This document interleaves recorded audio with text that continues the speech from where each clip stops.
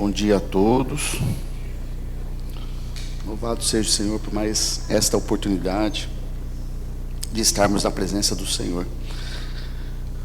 Peço aos irmãos que abram suas Bíblias em Isaías, capítulo 64.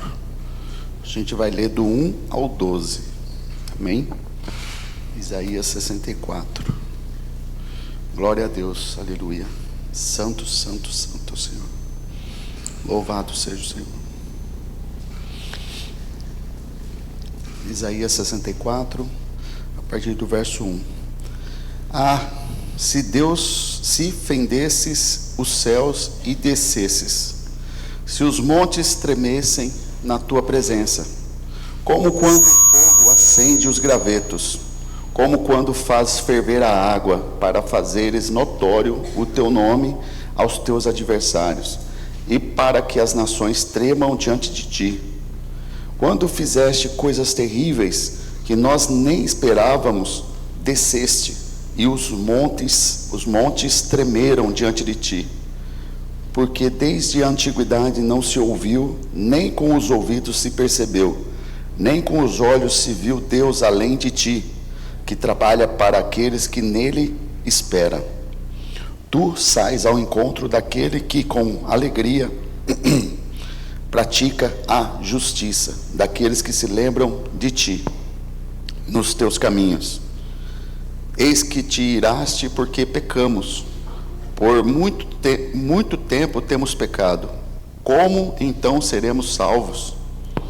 Todos nós somos como o imundo, e todas as nossas justiças são como trapo de imundícia.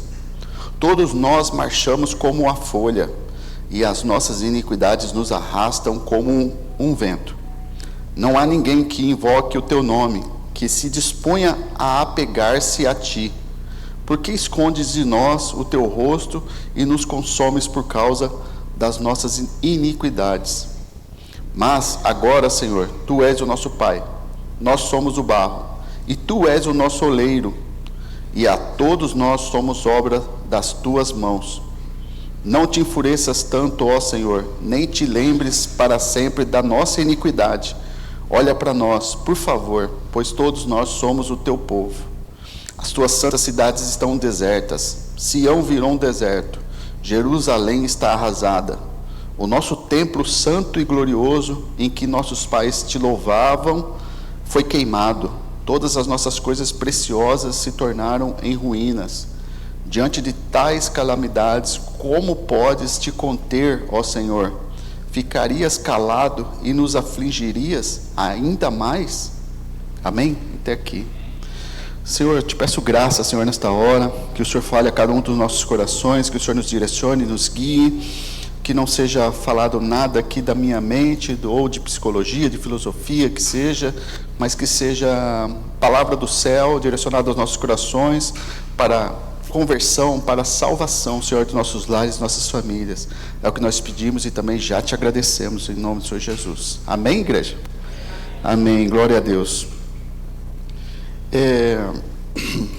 Aqui, um verso muito conhecido, fala sobre que todas as nossas justiças são como o trapo de imundícia.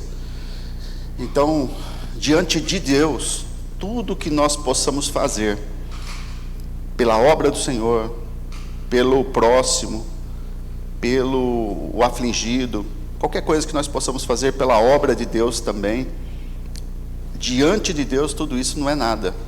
É como trapo de imundícias, é como algo que não vale nada. Isso não seria o suficiente para nos salvar, isso não seria o suficiente para que Deus derramasse da tua misericórdia e pudesse nos livrar da morte eterna. Amém? Isso a gente já sabe.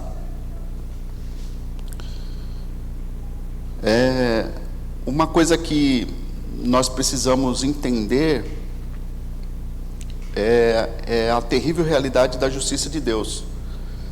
Nós pertencemos a um Deus que não é um Deus mau, porque se ele fosse um Deus mau, que fizesse maldade, aí sim seria ruim, mas ele é um Deus justo, ele é um Deus que faz justiça, ele não vai Ele não vai, ele é um Deus, além de ser um Deus bom, ele é um Deus justo e amoroso. E isso nos traz um problema muito grande, porque nós não somos bons, nós não somos justos. E como que pode um Deus justo trazer um pecador para viver em comunhão com ele? Como que Deus pode trazer uma pessoa cheia de iniquidade no coração e para perto dele e levar essa pessoa para a eternidade, para viver junto com ele? Aí, se Deus fizesse isso, Deus deixaria de ser justo. Se Deus pega um bandido, um assassino, e ele perdoa esse bandido, esse assassino, e fala: olha, deixa isso quieto para lá, eu entendo, você estava com a cabeça cheia naquela hora, naquele dia, vem cear comigo, vem morar comigo. Esse Deus automaticamente deixaria de ser bom e justo. Em Romanos 1:18, eu vou ler na versão NA, diz assim: a ira de Deus se revela do céu contra toda a impiedade e injustiça dos seres humanos, que por meio de sua injustiça sufocam a verdade. Porquanto o que de Deus se pode conhecer, nele se manifesta, porque Deus lhe manifestou. Eu vou ler uma outra versão que é na nova tradução da linguagem de hoje. Do céu, Deus revela a sua ira contra todos os pecados e todas as maldades das pessoas que, por meio das suas más ações, não deixam que os outros conheçam a verdade a respeito de Deus. Deus castiga essas pessoas porque o que se pode conhecer a respeito de Deus está bem claro para elas, pois foi o próprio Deus que lhes mostrou isso. Então, Deus odeia tanto o pecado, que aqui nesse texto, Paulo está dizendo assim, aos romanos, que quando você peca, você está escondendo a verdade de Deus, você está impedindo que as outras pessoas vejam a Deus, porque nós fomos criados, eu entendo assim, que nós fomos criados para fazer o bem, nós fomos criados para sermos santos, nós fomos criados para não viver em iniquidade. O mundo foi criado, foi feito para não haver corrupção. Então não era para o mundo estar sendo destruído da forma que está sendo destruído, seja através da natureza ou moralmente. Se você olhar para o mundo de forma moral e ética, o mundo está caminhando para o fim. Sempre houve esse caminho, essa direção em direção à malignidade, o mundo sempre está caminhando para a iniquidade, para o pecado, e aí você pode achar vários e vários pecados aí que você encontra na sociedade. Então Deus é justo, Ele odeia o pecado, e não é que Deus tenha momentos de ira, a ira de Deus, ela é constante, porque Deus é santo. Então a santidade de Deus exige que Deus se ire todos os dias, que Deus tenha ira contra o pecado, contra o pecador todos os dias. Se vocês perceberem, no momento de conversão, acredito que aconteceu com muitos aqui, talvez com todos, quando você se converteu, quando você se arrependeu de verdade, quando você entregou tua vida para Cristo de verdade, uma coisa estranha aconteceu.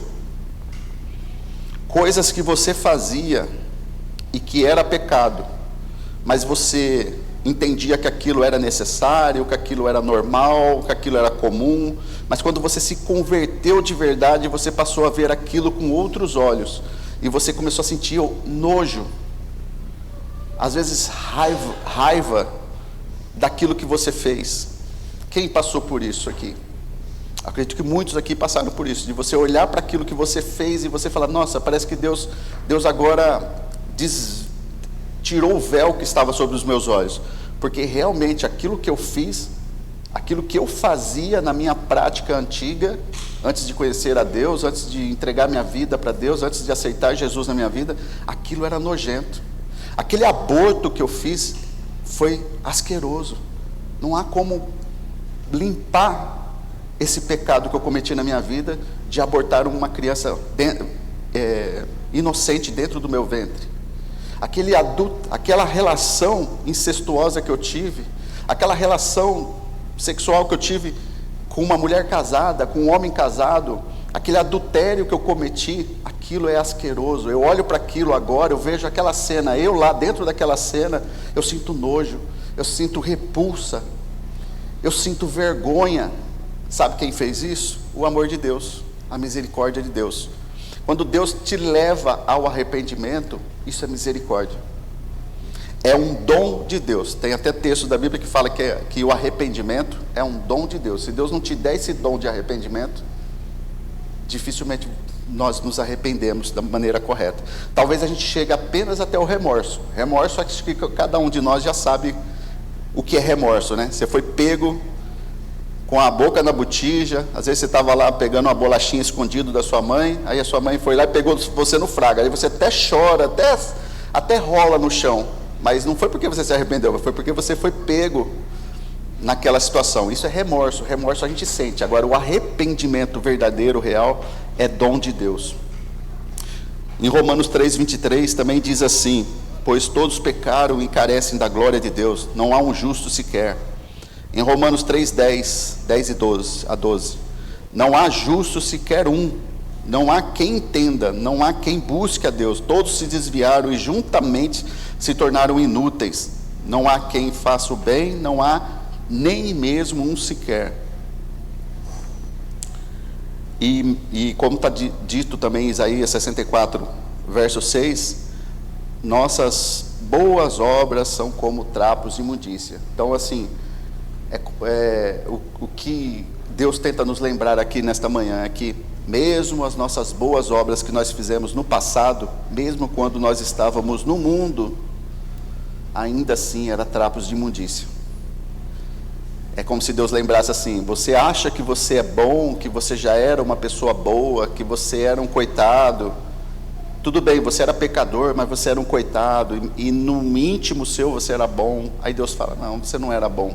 Mesmo a bondade que você fazia, ela ainda era trapos de imundícia. Era algo que cheirava mal às narinas de Deus. Então Deus nos chama ao arrependimento verdadeiro, ao arrependimento real. Irmãos, tem alguns, o que eu tinha para trazer, né? Eu tenho mais coisas que eu escrevi aqui, mas aí a gente vai aprofundar demais. Mas eu queria só lembrar alguns pecados que a gente pode ter cometido lá atrás, mas que a gente pode estar ainda cometendo ainda até hoje. Por exemplo, a idolatria, adorar qualquer coisa ou pessoa no lugar de Deus. Não se trata apenas de imagem, mas de colocar qualquer coisa, dinheiro, fama, carreira, prazer, tecnologia, até mesmo família, como prioridade máxima em sua vida, acima do Criador. Em Êxodo 20, está dizendo assim: não terás outros deuses diante de mim, não farás para ti imagem de escultura, nem semelhança alguma do que há em cima do céu, nem embaixo da terra, nem nas águas debaixo da terra, não as adorarás, nem lhes darás culto, porque eu sou o Senhor teu Deus, Deus zeloso. Apostasia, incredulidade também é um pecado. Abandonar a fé em Deus ou recusar-se a crer em sua existência, em sua palavra, em suas promessas, mesmo após ter conhecido a verdade. Em Hebreus 3:12 fala isso: cuidado, irmãos, para que não haja em nenhum de vocês um coração mau e incrédulo, que leve vocês a se afastar do Deus vivo. E eu vou ler mais um aqui só para falar sobre aborto, homicídio no ventre. Tirar intencionalmente a vida de um ser humano no ventre materno. A Bíblia vê a vida como sagrada desde a concepção. Vamos ler um texto que fala sobre isso. Salmo 139, do 13 ao 16. Pois tu formaste o meu interior e me teceste no ventre de minha mãe. Graças te dou, visto que por modo assombrosamente maravilhoso me formaste. As tuas obras são admiráveis, e a minha alma o sabe muito bem. Os meus ossos não se foram encobertos, quando no oculto foi formado e entretecido como nas profundezas da terra. Os teus olhos me viram substância ainda informe, e no teu livro foram escritos todos os meus dias, cada um deles já determinado, quando nenhum deles havia ainda. Então aqui o salmista está dizendo que ainda no ventre da mãe, Deus já tinha determinado como que seriam os dias dele. Deus já estava vendo esse bebezinho sendo formado dentro da barriga. Olha o amor de Deus com a concepção de um bebê dentro de uma mãe. E aí tem pessoas que vai lá e matam um bebezinho, achando que isso é normal, e fala, isso aí era só um problema na minha vida.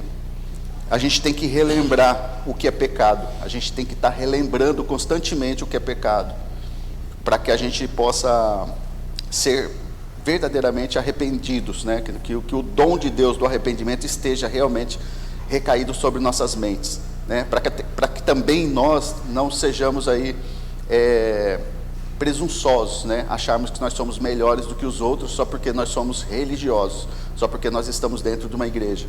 A gente tem que lembrar de onde Deus nos tirou.